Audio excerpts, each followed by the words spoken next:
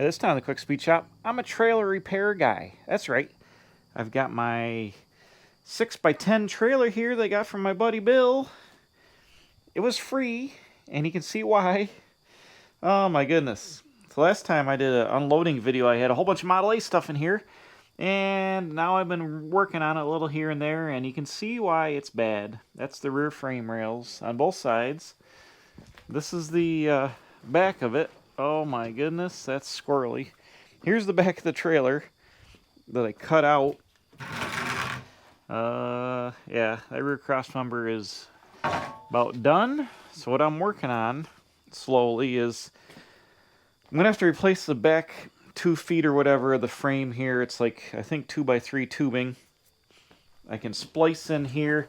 Now, this whole frame is compromised all the way down, but what I'm gonna do is splice in back here, right about here, replace this, be able to tie this back in here. I've got my buddy Jordan with his fab shop making me some triangles and stuff. I'm going to triangulate this to this, put a new rear cross member in down here, get the back of the trailer buttoned up, and then I'm actually going to double stack. I'm going to make an entire new frame out of the same tubing that's going to weld to the bottom of this original frame so it can be punky, but it's still going to be holding the thing together. And then the trailer and the hitch and the axle will actually ride on a brand new frame that's welded to most of the original frame. It's good in the middle. It's probably thin in the middle, but it doesn't have holes. And then it's got some holes in the front, which probably shouldn't affect anything. But in the back here where the door is, this is where the thing gets all flexy-fly, and it actually, up here, it's broken the sheet metal on both sides, and it's allowing the thing to flex. So I'm going to weld some triangles across here to straighten this up, square it up, and basically square the back of the trailer up. I've only got like a month to finish this because I'm taking it to Hershey, and it's the first week of September now, and the October 6th or whatever is Hershey. So I've got a month. I've got to order some tires. The tires look new, but they're dry rotted. I want to put brakes on it. I want to build a new frame. So I got to get after this thing, and it's a driveway project. We're looking at it right here.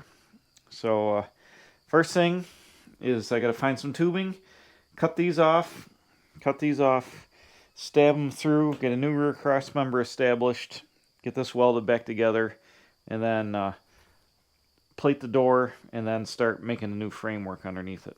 Well, here's the problem. I got late start, and now it's dark already. But I'll show you what I've been doing.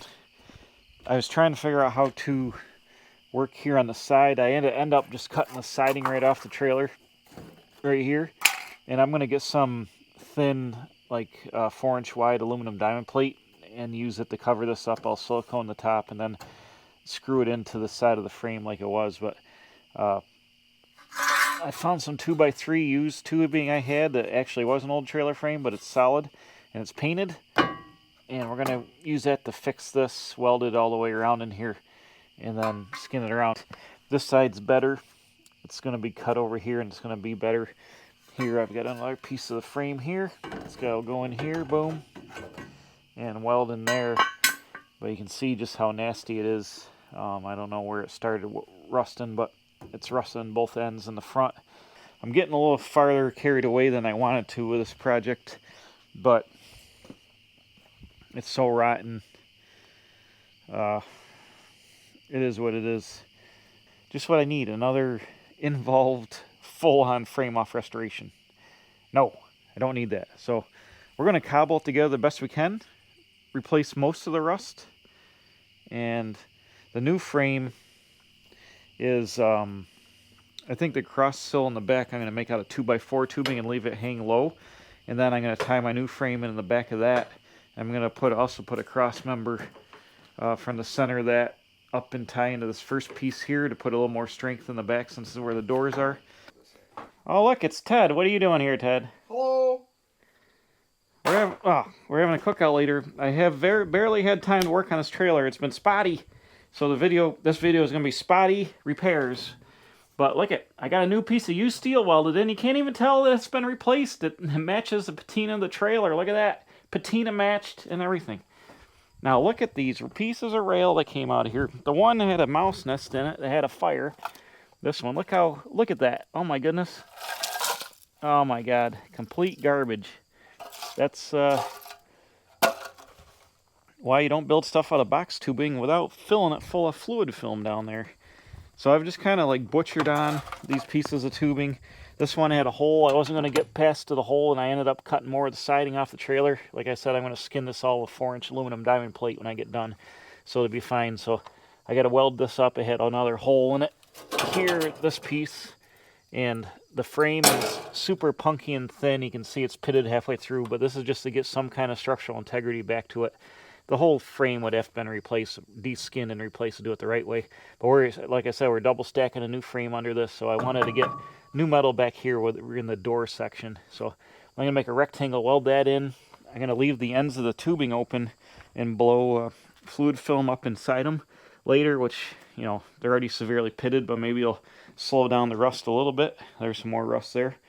But I've cut off both sides, and I just pretty much butcher the new metal in. I'm going to try to get some of all this pulled out of like that. That's where the mouse nest was in there. But this is all rusted frame rail. Look at it come off in sheets. So it must have got moisture inside the frame somewhere and just stayed in there. And I don't know, from screw holes and moisture or what, but completely rotted the inside of this trailer frame out. Look at that. That's crazy. So anyways, we'll have some new metal in the back. It'll be better than it was. And it's going to have a whole completely new rear cross member that's going to be 4 inches tall, and it's going to tie into the new frame. But we'll square this up. I got my buddy Jordan with Daydream Fabrication making me some gusset plates to weld across here, and some other plates when I stack the frames together. So that'll be good. And I'm also going to add a cross member here to tie the middle of this together to strengthen it just a little bit more. But it already stiffened it up pretty good by fixing the frame up here. You see this? It has broken the metal up here, but the bottom is already tied way back in pretty good. So that's nice. And you know, we're not doing it the right way. We're just doing it a way, and it's going to be better than junk. So is what it is. Roadworthy. Right, Ted? Roadworthy? Ted's going to sleep in it. Ted's going to sleep in it. It's going to be his home away from home at Hershey. We'll clean it out. Hopefully there won't be too many mice in it. But maybe he'll have a friend. Alright, it's like a day or two later. I've been fabbing on trailer. I had to do some fluid filming in between for people at work. So now we're back on the trailer. And I've got the rear cross member just tacked in place. And we're ratchet strapping and straightening things out here on the angle.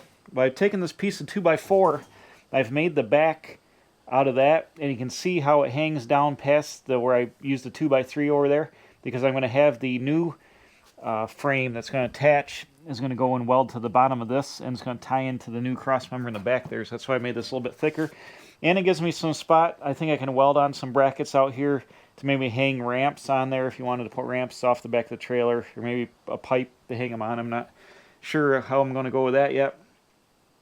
But this guy's going to weld all the way around. I got both these guys welded in the other day. It's still super punky up where I tied in. I had some burn throughs and stuff. So this is more just to get the back of the trailer dialed back in, to get the wood back on. And when the new frame goes under it, all this will be tied in, like I've said before. All the new steel in the back will be tied in to this, to that, and all the way up the front. So it'll keep the back of the trailer in check, even if it gets punky up further along. But I am going to replace the front of the frame by the door up there. There's a big section that's bad just on that side.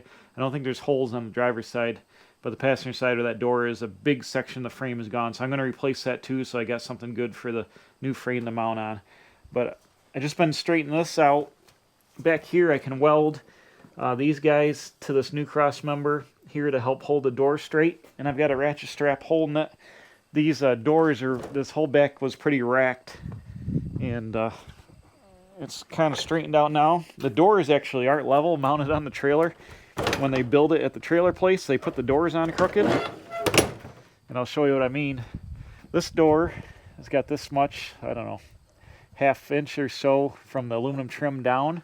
And then this door has got like a 1/4 inch down. So they mounted either that door too tall or this door too low. But it doesn't matter. What matters is making it square. And I used a framing square on the edge of it. Now I'm just eyeballing. this looks like a pretty much straight line across there and a straight line across there. So even though the doors are, you know, different heights, they are true to each other. So I've got it ratchet strapped in place, and then my lower bracket down here, this mount about here, so the doors actually get sucked closed there. And this trailer is like almost 25 years old, so it's had a lot of abuse on the door area. So it is what it is, but it looks a lot better, and it's going to be super strong now. You can see what I was talking about. If I had brackets welded below the doors could still swing, but then you could put ramps off the back if you wanted to load something heavy in the back of there. So we're going to go ahead and tag that together with the welder, and then I think I got to weld some angle iron to the inside of this to screw the plywood down. And I'm going to get gussets to go up in here later when my buddy Jordan makes those for me, some triangles, and we'll be good to go there. But this is going to be super strong back here, and then we'll go up front and we'll tackle the other piece.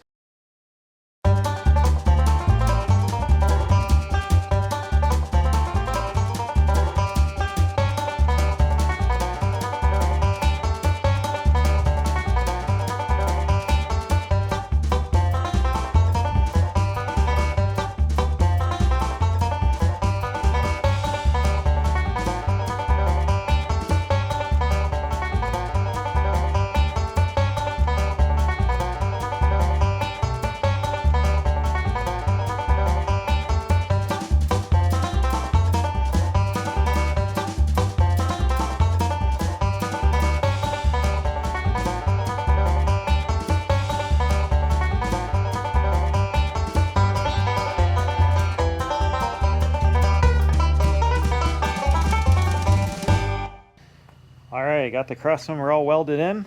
I added some brackets here for the plywood to bolt on. It was bolted onto this piece of like channel originally, and I also added a couple stiffener brackets, like I said, up to the crossmember here. That's dialed in there good. I threw some this PB weld through primer. Works really good. It's like low splatter. I got the tip from what's his name? Kevin Tate's from Paintication. He used that stuff on the garbage Camaro, and it worked really good. So I bought a couple cans, and I sprayed it on the frame and behind this angle iron. I plug welded these guys up onto here, and then welded them on the edges instead of just trying to weld the full seam. So that's plenty. But the plywood will sit on here, and I'll probably carriage bolt through it. There was a piece of tin or angle on the edge of the wood. I don't know if it's necessary or not, and I don't have any 3/4 inch steel angle to weld here to make like a stop. I do have a piece of aluminum angle I could cut down and make a cap that would bolt down, but I don't know if it's really necessary to mount that. I'll be taking stuff in and out of this trailer. Like if I need to, I'll do it later. But this guy is supported good all the way down. Ooh, it's still warm. And I thought about welding a plate like over here on the floor, a big steel plate, in case I wanted to put one of those bolt-in cherry pickers on the swivel for like loading engines. You could swivel it out and pick stuff up and swivel it into the trailer. I thought about might be a good idea to put a mount for that in here. But the likelihood of me getting one of those for like this trailer to load, I'm probably not going to be loading. But the likelihood of me like loading engines in this trailer and stuff like that where I need like a cherry picker probably isn't very high, so I'll probably not do it. Just, you know, it's a little trailer, it's not really rated for that. But I'm going to throw a little bit of primer on this, grind it on the welds, and prime this up, and I'm going to go up by the door and work on cutting that out underneath the door. It's pretty rotted under there. So let's take a look.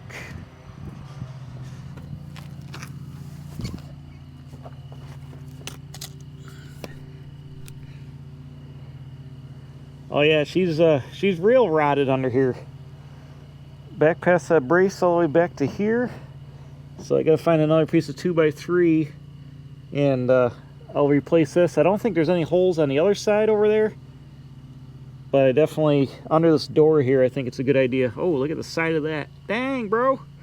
So I'll at least put a chunk in here, and I'll have to cut the siding off, same thing. Cut the siding off, I'll get some aluminum diamond plate to re-put onto here.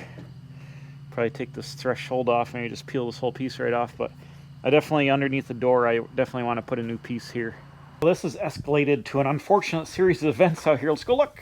First of all, primed it all out here, it's good. Then I got over here, oh my goodness gracious, what happened? This is bad. It's bad. I had to cut the door jamb out here, which is here, and it's doing this and a whole bunch of stuff. Well, you know why? See how that big gap in the front? They just kind of like booger over that, so rain and salt can spray up in here and like sit in here and rot everything out and all that. So I had to unfortunately get into the diamond plate wrapping on the front of this to get down there, but we're gonna stick a new piece of metal in here first, fix this. I gotta replace that angle iron. I'll have diamond plate the whole way, just like on the back is gonna be. I had a hell of a time getting the door jamb off. It was glued and stuck. Got that off, but got all my pieces so I can put it back together. But I'm basically going to cut it back here at the cross brace that's underneath there. Replace it all the way to the front. Tie the door jamb back in. Get another piece of angle iron to make a new jamb. Get that going. Yeah, it's a whole process. A whole process. And it's taken forever. But I got to get this thing done. Lost the light out here. It's dark now, but I'll show you. I got the frame fixed. I didn't even have enough tubing to do it, so I had to cobble it with two pieces, but let's take a look.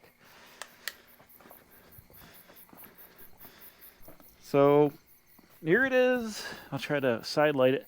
I got this front piece is welded in here, and actually it tied into the, see the hitch angle piece there where the welds are, the ugly welds. It's tied in there. Then I added this piece back here. So the joints like on that cross piece for the hitch going up, the hitch pieces I'm saying are the hitch pieces of the angle here.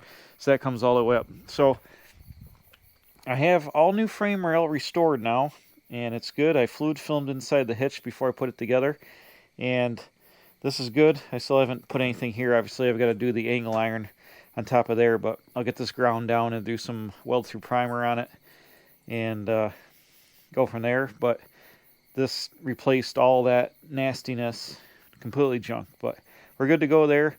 I found some spray foam. I'm going to spray foam these gaps when I put the plywood back down on the inside, like that hole there. They just butchered that hole, so that was open to the elements, and every time you drove in the rain or the salt, you can see how rusty that is. It would just blow right inside the trailer and sit in the door frame. So we're going to seal that up, and I'll probably spray rubberized undercoating on top of the spray foam on the bottom so it can't get full of water. And we'll seal that guy up. I'll do the other side too, but the frame's going to be all repaired after this. The original frame, I should say. And then I am going to do that stacker frame underneath it. And I've blown some flat black paint on here. So this guy is almost ready to go. I'm going to leave the plywood here off. I'm going to leave it off until I tie the frames together. But this should be super strong and fixed and ready to go. I do have to unbolt the axle and get the trailer up in the air. I do have to get the trailer up in the air on jack stands and take the axle out from under it to do the new frame section, make some new brackets, drop the axle down, and you know, I'll weld the main rails in and get the axle going under it, but then we just got to do the hitch. So won't be too much more fabbing, a little bit welding and cutting, and then I'm going to spend some time priming and painting the inside, spray some fluid film in the frame before I weld up the end caps, and then fluid film the bottom of the frame of the trailer, the new frame and the old frame really good, and get the thing set up. I do have brakes, like I said, over here.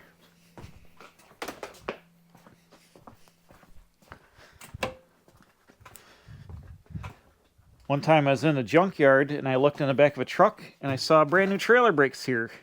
Brand new they are, right there, backing plates and everything. So those things should bolt on to the axle in there. They're like 10-inch brakes.